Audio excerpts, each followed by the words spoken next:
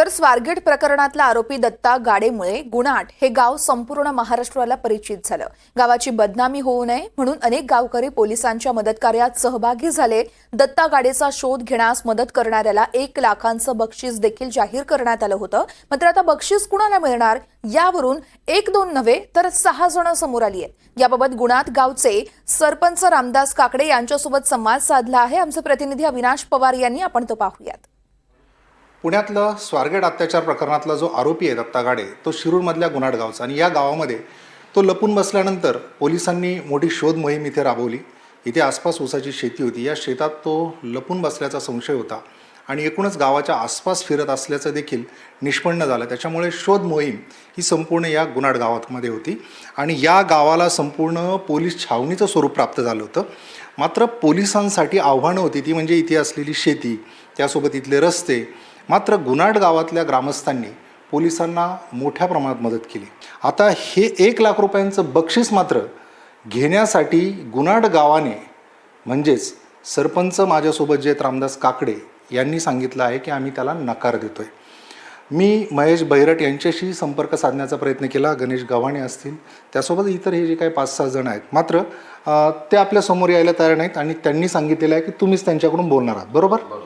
तर आपल्याला त्या 5 ते 6 जणांकडून स्वतः या गावचे जे सरपंच आहेत तेच बोलणार आहेत असं सांगितलं गेलं आहे। त्यामुळे आपण इथले सरपंच जे रामदास काकडे त्यांच्याशी बोलून जाणून घेणार आहोत की आता हे 1 लाख रुपयांचं बक्षीस जे मिळालेलं आहे ते आपण का नाकारताय किंवा जर घेणार असाल तर त्या बाबतीतली काय भूमिका आहे? बक्षीस नाकारायचा विषय असा आहे, आम्ही जी काही प्रशासनाला मदत केली ती पहिले सुरुवातीचे 2 दिवस जी न्यूज चालली होती त्याच्यामध्ये शिक्रापूर आणि शिरूर असाच उल्लेख होत होता।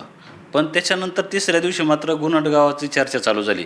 मग कुठंतरी आपल्या गावाची बदनामी होते, ही चर्चा थांबली पाहिजे, ह्या हिशोबाने मग सगळे ग्रामस्थ एकवटले आणि सर्वांनी निर्णय घेतला की बाबा प्रशासनाला मदत करायची।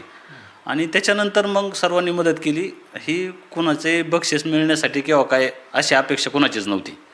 तर ग्रामस्थांनी सहकार्य केलं त्याच्यामुळं खरं तर आरोपी पकडला गेला असं निश्चितच। आणि ज्यावेळेस ही घटना प्रत्यक्षात त्याला पकडलं, कारण आता अनेक गोष्टी समोर येताना दिसत आहेत त्याचे कंगोरे, म्हणजे कुणी सांगतंय की मीच पकडला म्हणून किंवा आम्ही आवाज दिला, तो स्वतः सरेंडर होणार होता, पण आता खरं तथ्य काय?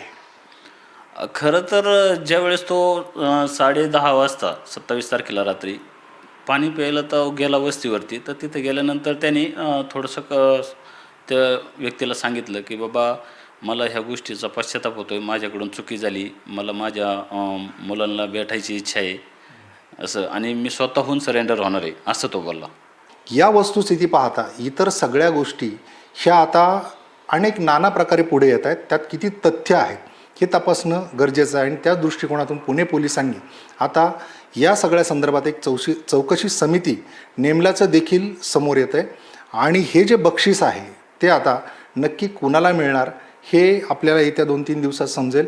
मात्र तूर्त तरी या गुणाट गावचे जे काही नागरिक आहेत त्यांनी आपल्याला ह्या सरपंच रामदास काकडे यांनी देखील सांगितलेलं आहे की ते नाकारलेलं आहे। मात्र जर ते बक्षीस मिळणारच असेल तर ते आम्ही इथल्या विधायक कामांसाठी खर्च करू असं स्पष्ट केलेलं आहे। कॅमेरामन निकेतन मानेसह अविनाश पवार, NDTV मराठी, गुणाट, शिरूर।